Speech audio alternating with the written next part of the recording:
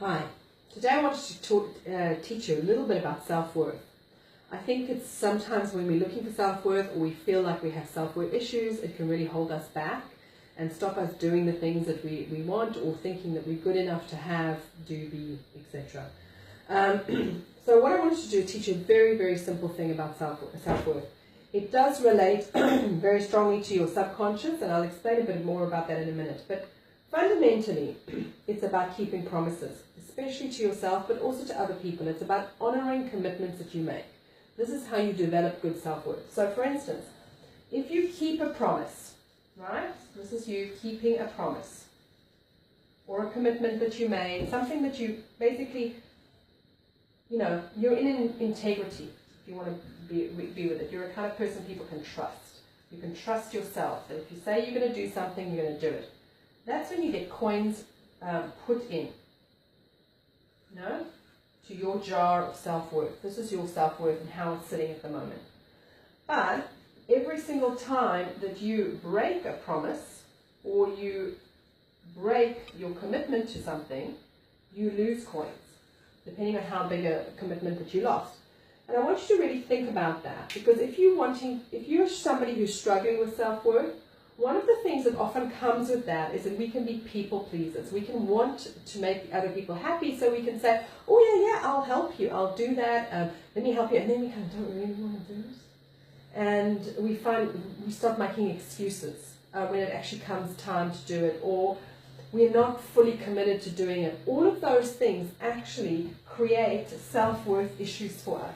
It's very, very important for you to know what you want. Let me get a different pen. If you know what your values are, what do you value? What's important to you? If you know what those are and you honor them with the way that you behave, you then become a person who acts with integrity. Because other people can tell when you actually are acting out of alignment with your true beliefs, the true version of who you are.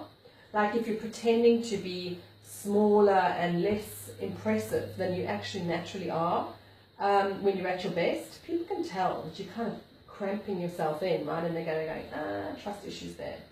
All of that affects your self-worth. But the most important thing for you, aside from keeping your commitments to other people, is keeping your commitments and promises to yourself. So be very careful how you word your commitments and promises to yourself. Also, notice what's going on for you as to your beliefs. So like, I know somebody who was absolutely, her parents got married when she was 24, when they were 24 and 25 or whatever. And so she gets to 25 and she's like freaking out because she is not married and she's going, what's wrong with me? I haven't even got a boyfriend. I thought my last boyfriend was the guy I should marry. And I'm kind of going, why do you think you have to be married by 25? My parents were. And she hadn't actually realized that her belief came from the fact that her parents had that at that point, so she should have that at that point. And she was beating herself up, and she had made this commitment internally without realizing it, this promise to herself, which it was in the form of a belief that she should be married by the time she's 25. And by not being so, it affected her self-worth enormously until she re-looked at it and saw where it was coming from.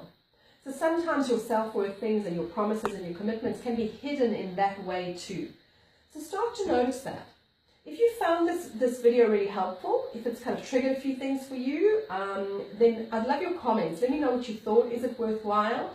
It takes time to create these videos. So if I feel that I'm providing value and being helpful, then I'll create more and share with you what I know. But I need to know from you that it's worthwhile. So let me know what you think. My name is Helen Elizabeth Evans, and my website is www.hands-on-business.com. Great to see you. Bye.